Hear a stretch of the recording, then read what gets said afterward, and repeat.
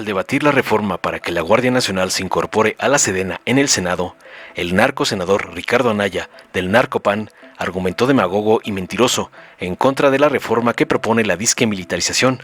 Espetó que esta estrategia había fracasado en el pasado, señalando el incremento de homicidios desde que se inició en el sexenio de Vicente Fox. Argumentó Falsario que la confusión entre las funciones de las Fuerzas Armadas y la Policía Civil no solo era incorrecta, sino que además podría llevar a más violencia. Resaltó alucinando que la Guardia Nacional, compuesta en su mayoría por personal militar, dice que no está capacitada para realizar labores de seguridad pública efectivas, y concluyó con la falacia de que el verdadero camino hacia la seguridad pasaba por fortalecer las policías civiles en lugar de depender de los militares.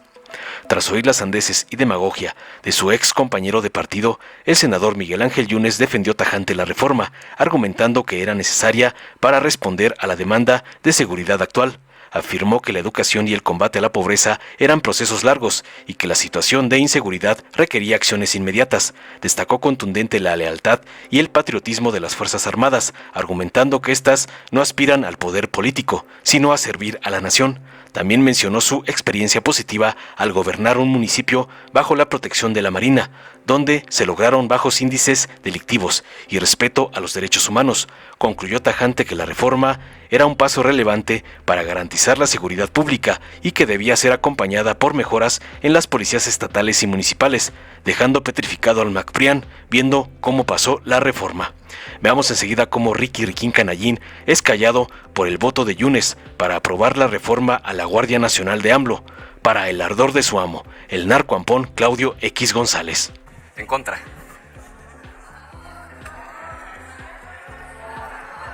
A propósito de mi voto de ayer, qué bueno que por ahí empecemos. En los últimos años, con uno que otro madrazo, la vida me enseñó que hay que aprender a reírse de uno mismo. Así es que yo también celebré lo que sucedió. De noche quisieron que pasara la militarización de la seguridad en nuestro país, pero que no pase desapercibida. Hemos coincidido en que el insulto, la descalificación personal envilecen el debate parlamentario.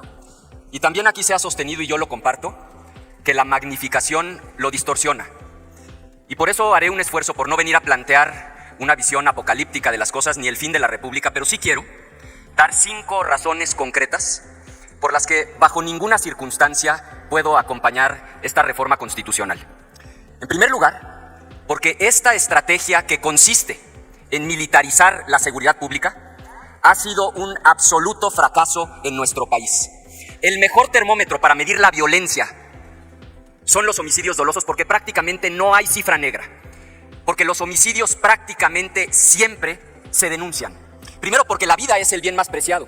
Segundo, porque no hay acta de defunción, no hay pensión para la viuda, no hay sucesión para los herederos.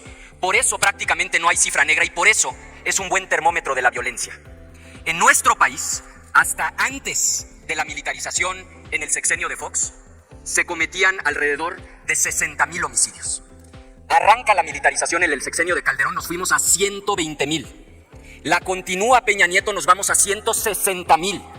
La redobla el gobierno de López Obrador y vamos a cerrar el sexenio con más de 200,000. Es una estrategia fallida y esa es la primera razón por la que no podemos acompañar esta reforma. No nos oponemos por necedad, nos oponemos porque no funciona para pacificar el país.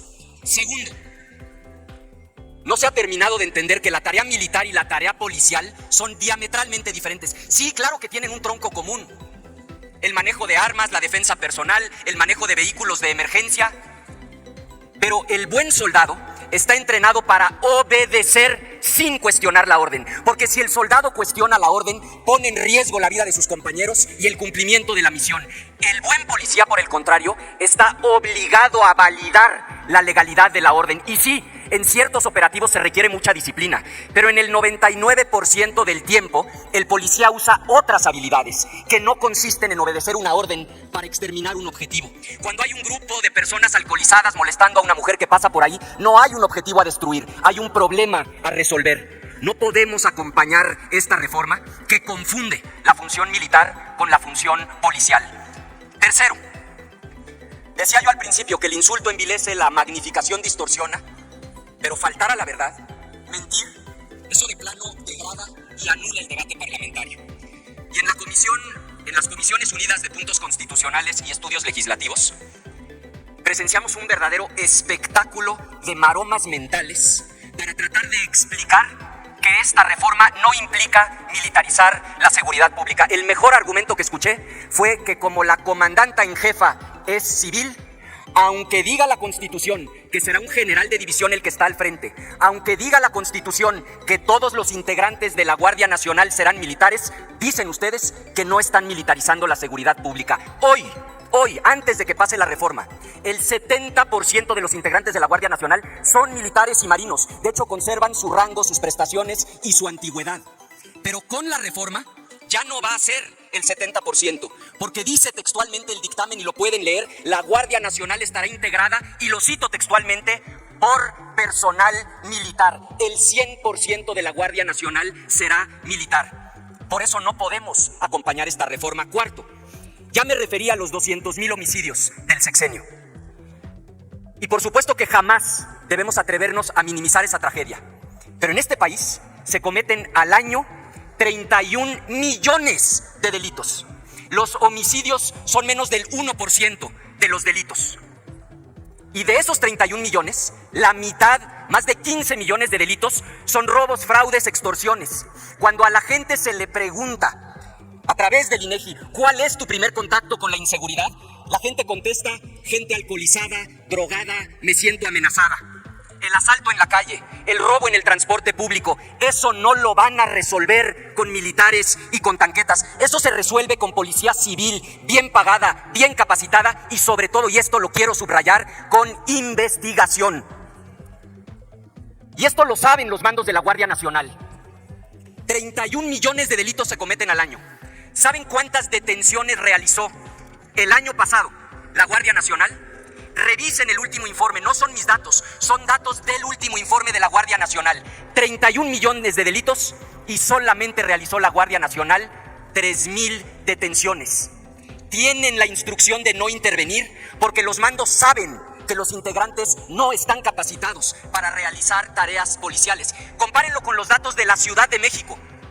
La Policía Civil de aquí de la Ciudad de México realizó 30,000 detenciones. Solo la Policía Civil de la Ciudad de México, solo en la Ciudad de México. 10 veces más que lo que hizo la Guardia Nacional en toda la República Mexicana. Los tienen solo patrullando porque los mandos saben que no están preparados para intervenir en labores policiales. Y quinto, nuestro voto es en contra porque sí hay un camino mejor. Es un camino más difícil, es un camino más largo, pero es un camino mejor. Una fuerza civil federal robusta y el fortalecimiento de las policías estatales y municipales. Concluyo dándoles 2 datos. El presupuesto que hoy ejercen las fuerzas federales, con el cúmulo de tareas que les han encomendado, rebasa al año los 400,000 millones de pesos. 400,000 millones. ¿Saben cuánto le transfieren a estados y municipios para el fortalecimiento de sus policías? 400,000 ejercen las fuerzas federales, transfieren 10,000 millones. Han abandonado las policías estatales y municipales. Compañeras y compañeros, concluyo diciendo, yo he aprendido en carne propia que hay que tener dignidad en la derrota, pero también sé que se necesita humildad en la victoria. Y es cierto, ustedes los de la mayoría ganaron la elección, pero no ganaron la elección por sus resultados en materia de seguridad pública. Son otras cosas las que les reconoce el pueblo de México. No ganaron por sus resultados en materia de seguridad, ganaron a pesar del fracaso en materia de seguridad. Decía Einstein, o al menos se lo atribuyen, que la definición de locura es hacer lo mismo una y otra vez y esperar resultados diferentes.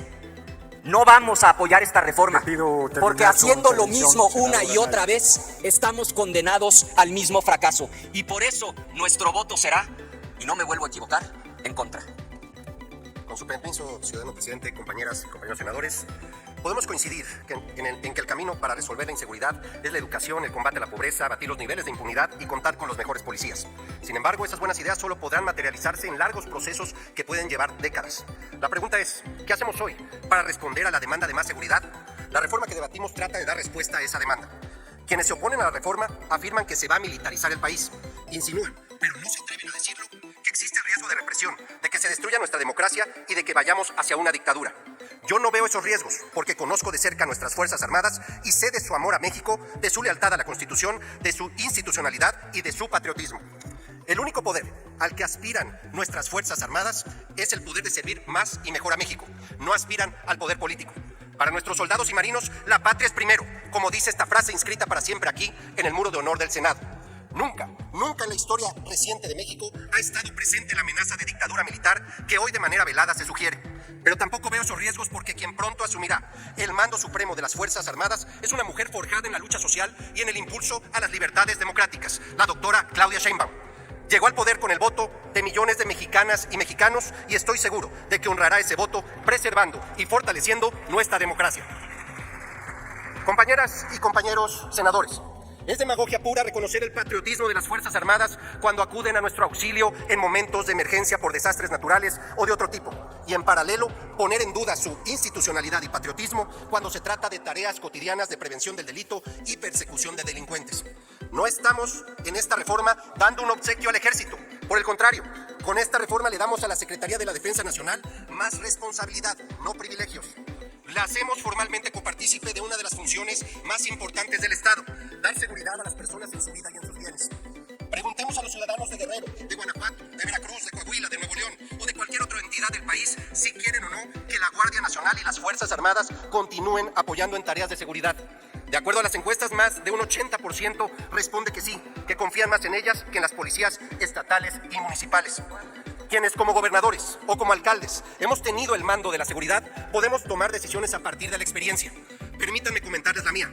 Durante 7 años tuve el honor de gobernar Boca del Río, uno de los municipios más importantes de Veracruz, con una muy alta población flotante derivada de su actividad turística. Esos 7 años, la seguridad pública estuvo a cargo y sigue estando a cargo mayoritariamente de la Marina Armada de México. Los resultados fueron y siguen siendo muy positivos. Niveles delictivos notablemente bajos, sensación de seguridad y algo muy importante, cero quejas o denuncias por violación de derechos humanos. Por el contrario, la población tiene en un alto aprecio y respeto a las Fuerzas Armadas que le sirven. Por eso, si hoy le preguntamos a las y los gobernadores y a los alcaldes en funciones si quieren que la Guardia Nacional y las Fuerzas Armadas se mantengan en sus demarcaciones en apoyo a las policías locales, ninguno se opondría. Y no se oponen porque hoy, en nuestra realidad, no hay una mejor alternativa que un federalismo subsidiario y solidario en materia de seguridad pública, donde la Guardia Nacional y las Fuerzas Armadas apoyen a las policías estatales y municipales en esta tarea. ¿Alguien en verdad puede sostener que es posible combatir a la delincuencia organizada solo con policías locales, sin el apoyo de las Fuerzas Armadas? Por otra parte, es cierto que la seguridad pública no es solo responsabilidad del gobierno federal, por lo que debemos exigir y apoyar con recursos y capacitación a los gobiernos estatales para que mejoren sus corporaciones y a su vez impulsen la creación y fortalecimiento de policías municipales para desarrollar sobre todo tareas de prevención del delito. Construir o reconstruir instituciones policiales es un proceso altamente costoso, complicado y lento, pero tenemos que hacerlo. Concluyo con esto, señor presidente.